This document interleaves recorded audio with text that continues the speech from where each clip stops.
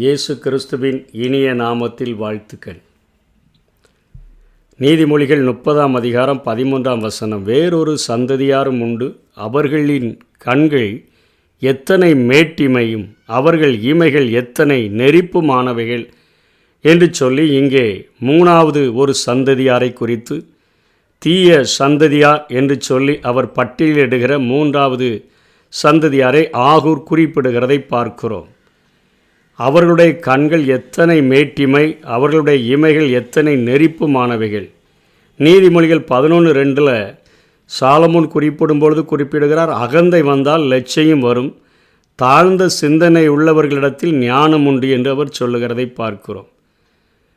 நீதிமொழிகள் 16:5 மனமேட்டிமை உள்ளவன் எவனும் கர்த்தருக்கு அருவருப்பானவன், கையோட கை கோர்த்தாலும் அவன் தண்டனைக்கு தப்பான் என்று சொல்லி பார்க்கிறோம்.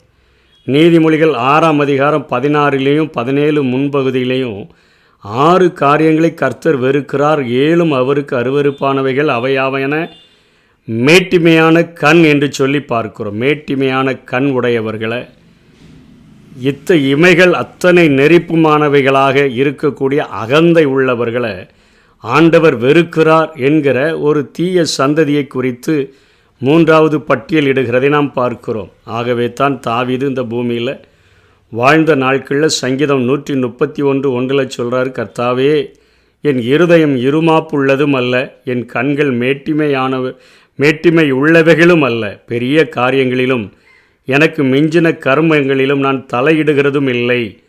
தாயின் பால் மறந்த குழந்தையைப் போல நான் என் ஆத்துமாவை அடக்கி அமர பண்ணினேன், என் ஆத்துமா பால் மறந்த குழந்தையைப் போல் இருக்கிறது என்று சொல்லி இந்த உலகத்தில் எனக்கு வேறு ஒன்றும் வேண்டாம் ஆண்டவரே. ஒரு தாயினுடைய அரவணைப்பில் பால் மறந்த குழந்தை எப்படி தாயின் மடியையும் தாயினுடைய அந்த நேசத்தையும் அரவணைப்பையும் மாத்திரம் எதிர்பார்க்கிறதோ அதே போல் நான் வாழ விரும்புகிறேன். என் இருதயத்தில் இருமாப்பு இல்லை, என் கண்களில் மேட்டிமை இல்லைன்னு சொல்லி அவர் தன்னை ஒப்பு கொடுக்கிறதை பார்க்கிறோம்.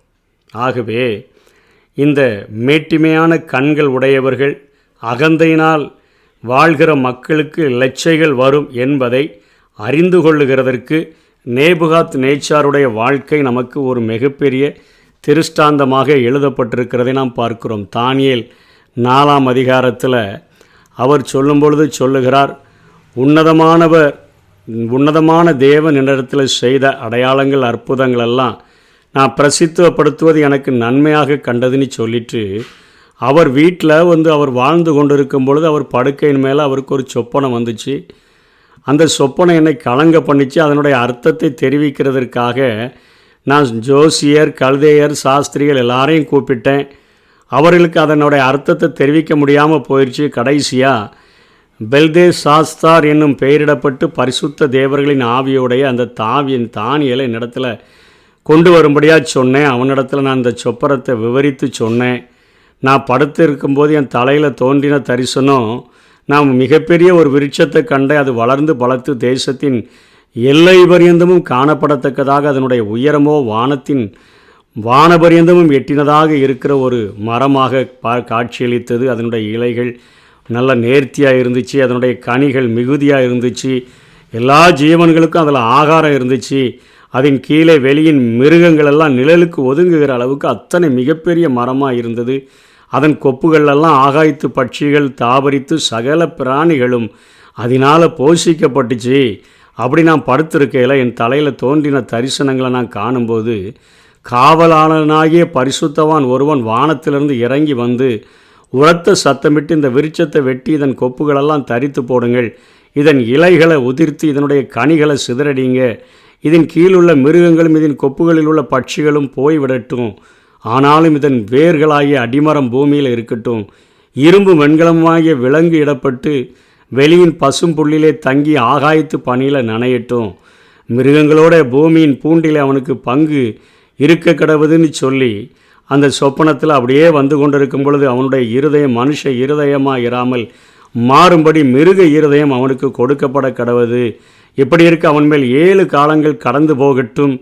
உன்னதமானவர் மனிதருடைய ராஜ்யத்தில் ஆளுகை செய்து தமக்கு சித்தமானவனுக்கு அதை கொடுத்து மனுஷரில் தாழ்ந்தவனையும் அதன் மேல் அதிகாரியாக்குகிறார் என்று நரஜீவன்கள் அறியும்படிக்கு காவலாளரின் தீர்ப்பினால் இந்த காரியமும் பரிசுத்தவான்களின் மொழியினால் இந்த விசாரணையும் தீர்மானிக்கப்பட்டது என்கிற ஒரு சொப்பனத்தை நான் கண்டேன் என்று சொல்லி அங்கே பெல்தே சாஸ்தார் என்று அழைக்கப்படக்கூடிய தானியல் இடத்துல சொன்ன பொழுது தானியல் அப்படியே கொஞ்ச நேரம் கலங்கி நிற்கிறான்.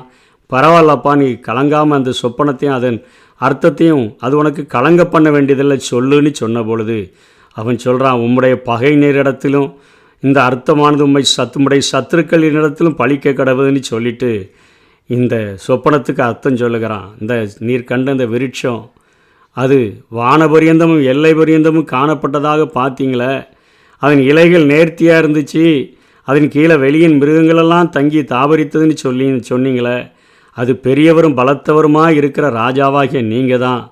உங்கள் மகத்துவம் பெருகி வானபரியந்தமும் உமது கர்த்தத்துவம் பூமியின் எல்லை பரியந்தமும் வெட்டி இருக்குதே, இந்த விருட்சத்தை வெட்டி அழித்து போடுங்கள், இதனுடைய அந்த அடிமரம் மட்டும் இருக்கட்டும்னு சொல்லி 7 காலங்கள் கடந்து போகும் மட்டும் மிருகங்களோடு அவனுடைய பங்கு இருக்க கிடவுதென்றும் வானத்திலிருந்து சொன்ன அந்த பரிசுத்த காவலனை ராஜாவாகிய நீர் கண்டீரே. ராஜாவே, அதன் அர்த்தமும் ராஜாவாகிய ஆண்டவரின் பேரில் வந்த உன்னதமானவருடைய தீர்மானமும் என்னவென்றால், மனுஷன் நின்று நீங்கள் தள்ளப்பட போகிறீங்க, வெளியின் மிருகங்களோடு சஞ்சரிக்க போகிறீங்க, மாடுகளை போல் புல்ல மேய போகிறீங்க, ஆகாயத்து பனியில் நீங்கள் நனைய போகிறீங்க. உன்னதமானவர் மனுஷனுடைய ராஜ்யத்தில் ஆளுகை செய்து தமது சித்தமானவர்களுக்கு அதை கொடுக்கிறார் என்பதை நீ அறிந்து கொள்ளும் காலம் மட்டும் 7 காலங்கள் உடைய பேரில் கடந்து போகட்டும். ஆனாலும் விருட்சத்தின் வேர்களாகி அடிமரம் தரையில் இருக்கட்டும்னு சொல்லப்பட்டது என்னவென்றால், நீர் பரம அதிகாரத்தை அறிந்த பின் ராஜ்யம் உமக்கு நிலை நிற்கும் என்று சொன்னார். ஆகையால் ராஜாவே, ஒரு வாய்ப்பு உங்களுக்கு, நான் சொல்லும் ஆலோசனையை அங்கீகரித்து கொண்டு நீதி செய்து உமது பாவங்களையும் சிறுமையானவர்களுக்கு இறங்கி உமது அக்கிரமங்களையும் அகற்றிவிடும், அப்பொழுது உம்முடைய வாழ்வு நீடித்திருக்கலாம் என்று ஒரு ஆலோசனையும் சொல்லி பார்த்தான். ஆனால் 12 மாதம் சென்ற பின்பு பாபிலோன் ராஜா அப்படியே மேலே உலாவி கொண்டு இருக்கும் பொழுது, என் வல்லமையின் பராக்கிரமத்தினால் என் மகிமை பிரஸ்தாபத்துக்கென்று ராஜ்யத்துக்கு அரண்மனையாக நான் கட்டின மகா பாபிலோன் அல்லவா என்று சொன்னான். இந்த வார்த்தை ராஜாவின் வாயில் இருக்கும் பொழுதே வானத்திலிருந்து ஒரு சத்தம் உண்டாகி, வா ராஜாவாகிய நேபுகாத் நேச்சாரே, ராஜ்யபாரம் உன்னை விட்டு நீங்கிற்று, மனுஷரினின்று நீ தள்ளப்பட்டாய், வெளியின் மிருகங்களோட சஞ்சரிப்பாய், மாடுகளைப் போல புல்லை மேய்வாய். இப்படியே உன்னதமானவர் மனுஷனுடைய ராஜ்யத்தில் ஆள்கை செய்து தமக்கு சித்தமானவர்களுக்கு அதை கொடுக்கிறார் என்பதை நீ அறிந்து கொள்ளும் மட்டும் 7 காலங்கள் உன்மேல் கடந்து போகும் என்று உனக்கு சொல்லப்படுகிறது என்று விளம்பிற்று. இது அப்படியே இந்த வார்த்தை சொல்லப்பட்ட உடனேயே அந்நேரமே நேபுகாத் நேச்சாருடைய வாழ்க்கையில் அந்த வார்த்தை நிறைவேறி அவன் மனுஷன் நின்று தள்ளப்பட்டு மாடுகளைப் போல புல்லை மேகவும், அவனுடைய தலைமயிரெல்லாம் கழுகளுடைய இறகுகளைப் போலவும், அவனுடைய நகங்கள் பட்சிகளுடைய நகங்களைப் போல வளரும் மட்டும் அவன் சரீரம் ஆகாயத்து பணிகளை நனைஞ்சிச்சு. அந்த நாட்கள் சென்ற பின்பு தான் நேபுகாத் நேச்சாருக்கு வானத்துக்கு நேராக கண்களை ஏறெடுத்து பார்த்து சொல்கிறான், என் புத்தி எனக்கு திரும்பி வந்தது, உன்னதமானவரை ஸ்தோத்தரித்து என்றென்றைக்கும் ஜீவித்திருக்கிறவரை புகழ்ந்து மகிமைப்படுத்தினேன். அவருடைய கர்த்தத்துவமே நித்திய கர்த்தத்துவம், அவருடைய ராஜ்யமே தலைமுறையாக நிற்கும் என்று சொல்லி பூமியின் குடிகள் எல்லாம் ஒன்றுமில்லை என்று எண்ணப்படுகிறார்கள்.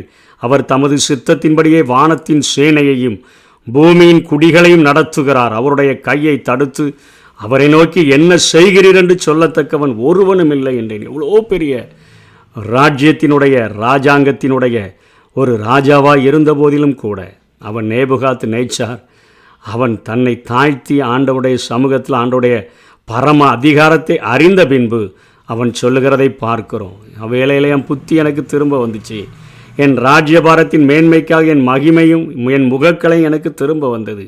என் மந்திரிமாரும் என் பிரபுக்களும் என்னை தேடி வந்தார்கள். எப்போ வந்தாங்க? என்னை என்ன செய்கிறீர் என்று சொல்லத்தக்கவன் ஒருவரும் இல்லை என்றேன். தன்னை தாழ்த்திட்டு கடைசி வசனத்தில் அந்த அதிகாரத்தில் சொல்கிறாரு, பரலோகத்தின் ராஜாவை புகழ்ந்து உயர்த்தி மகிமைப்படுத்துகிறேன், அவருடைய கிரியைகளெல்லாம் சத்தியமும் அவருடைய வழிகள் நியாயமும் ஆனவைகள், அகந்தையாய் நடக்கிறவர்களை தாழ்த்த அவராலே ஆகும் என்று எழுதினேன். நியாயமாய் அகந்தையாய் நடக்கிறவர்களை தாழ்த்த அவராலே ஆகும். இன்றைக்கு இந்த உலகத்தில் அகந்தையாக பெருமையாக ஒரு சின்ன உயர்வு வந்துட்டுச்சுன்னா கூட கண்கள் மேட்டிமையாக வாழ்கிற வாழ்க்கையை ஆண்டவர் வெறுக்கிறவராக இருக்கிறார். மேட்டிமையான கண்கள், அருவருப்பான கண்கள். ஆண்டவர் அங்கே நேபுகாத் நேச்சாருக்கே அவ்வளோ பெரிய பாடத்தை புகட்டி அவருக்கு இந்த காரியத்தை சொல்லி கொடுப்பார்னு சொன்னார். அன்றைக்கி நம்முடைய வாழ்க்கையில் ஒவ்வொரு நாளும் கல்வாரி சிலுவையை நோக்கி பார்த்து, அந்த கல்வாரி சிலுவை நாங்கள் நோக்கி பார்க்கும் பொழுது நாங்கள் ஒன்றுமில்லை ஆண்டவரே, எப்படி பவுல் சொல்லுகிறாரோ, கிறிஸ்துவை அறிகிற அறிவின் மேன்மைக்காக எல்லாவற்றையும் நான் நஷ்டமென்று விட்டேன், குப்பையுமாக எண்ணுகிறேன். அந்தளவிற்கு நம்மை தாழ்த்தும்படியாக வேதம் நம்மை அழைக்கிறது. பெருமை பாராட்டுகிறதற்கு இந்த உலகத்தில் நமக்கு ஒன்றுமே இல்லை. ஆகவே மூன்றாவது சந்ததியாராக ஆகூர் காட்டுகிற அந்த சந்ததியினுடைய பட்டியலில் சேர்க்கப்படாதபடி ஆண்டவருடைய சமூகத்தில் நம்மை தாழ்த்துவோம். தாழ்ந்த சிந்தை உள்ளவர்களிடத்தில் அவருடைய ஞானம் உண்டு, பெற்றுக்கொள்வோம். கர்த்தர் தாமே நம்மை ஆசீர்வதிப்பாராக.